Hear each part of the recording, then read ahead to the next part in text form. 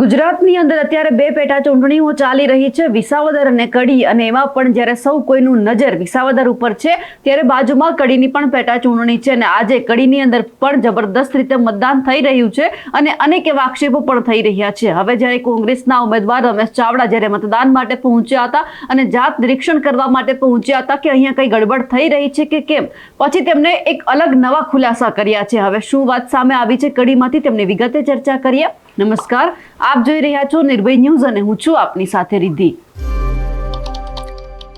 કડીની અંદર સવારથી જ મતદાન માટે લાંબી લાઈનો જોવા મળી અલગ અલગ વિસ્તારોની અંદર અને અલગ અલગ ગામોની અંદર, પરંતુ જ્યારે કોંગ્રેસના જે ઉમેદવાર છે રમેશ ચાવડા તે જ્યારે મતદાન કરવા માટે પહોંચ્યા હતા ત્યારે તેમને એક એવો વ્યક્તિ ત્યાં બેઠેલો દેખાયો, ક્યાંક એમને એવું લાગ્યું કે આ એજન્ટ છે, ખોટી રીતે મતદાન કરાવવા માટે પહોંચ્યો છે અને તેમણે આક્ષેપ કરતા પણ એવું કહી દીધું કે આ વ્યક્તિ અત્યારે જે મારી નજરની સામે બેઠો હતો, મેં એમને પૂછપરછ કરી તો એમણે કહ્યું કે અપક્ષ ઉમેદવાર છે અને આ ખોટી રીતે મતદાન કરાવવા માટે અહીંયા બેઠો છે, એટલે કે કંઈક ગડબડ થાય અને જેથી કરીને કોંગ્રેસને ક્યાંક ફટકો પડી શકે એમ છે। એક એજન્ટ છે જેમને મતદાન મથક જે કેન્દ્ર છે ત્યાં બેસાડવામાં આવ્યો હતો અને જે ખોટી રીતે મતદાન કરાવી રહ્યો હતો તેમને લઈને રમેશ ચાવડાએ શું ખુલાસો કર્યો છે તે સાંભળીએ। નકલી ચૂંટણી એજન્ટ બેસી ગયો અહીંયા અને એને નકલી ચૂંટણી એજન્ટનું કોઈ ક્વોલિફિકેશન કે કશું જોયા વિના અહીંયાથી પ્રિસાઇડિંગ અધિકારીએ એને આઈડેન્ટિટી કાર્ડ પણ ઇસ્યુ કરી દીધું। આઈડેન્ટિટી કાર્ડ ઇસ્યુ કરી દીધું, બેસી ગયો। હું અહીંયા અત્યારે ચેકિંગમાં આવ્યો તો એને મેં કહ્યું કે ભાઈ તું કઈ પાર્ટીમાંથી બેઠો છે ભાઈ? તો એને કહ્યું કે હું અપક્ષમાંથી બેઠો છું।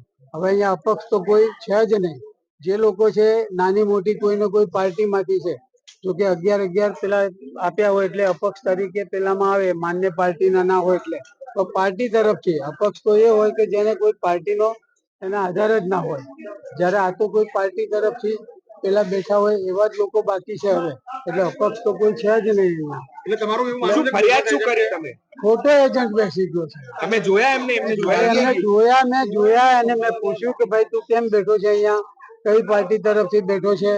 તો એને કહ્યું કે હું તો અપક્ષ માંથી બેઠો છું। તમે પ્રિસાઇડિંગ ઓફિસરને ફરિયાદ કરી શું કહે છે? પ્રિસાઇડિંગ અધિકારી જોડે હું ગયો અને એની જોડે કે ભાઈ મેં આનું કાર્ડ કાઢો, ભાઈ આ ફોર્મ કાઢો, આનું કયા ફોર્મ માંથી આ બેઠો છે અને આને કેવી રીતે તમે ઇસ્યુ કરી દીધું?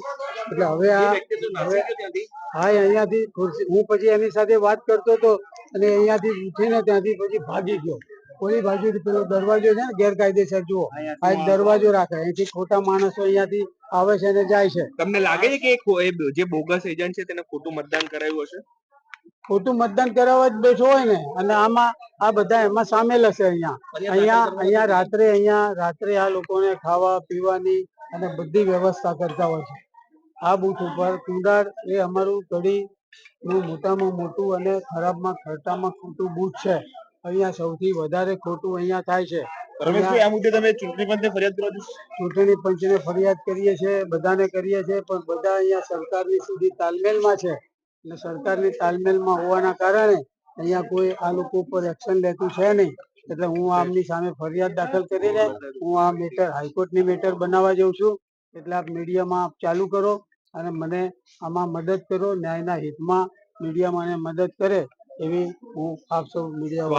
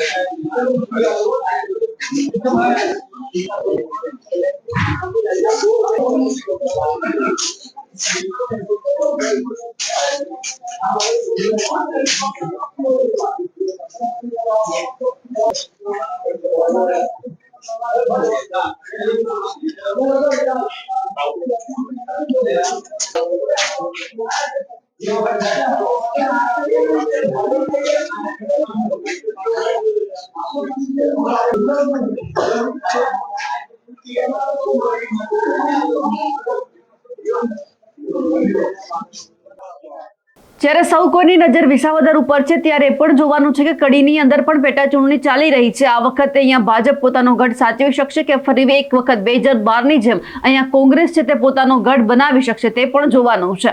અમારા અહેવાલને લઈને આપનું શું કહેવું છે કમેન્ટ કરીને ચોક્કસથી જણાવજો. સાથે જ અમારી નિર્ભય ન્યૂઝ ચેનલને લાઇક, શેર અને સબસ્ક્રાઇબ કરવાનું ભૂલશો નહીં. નમસ્કાર.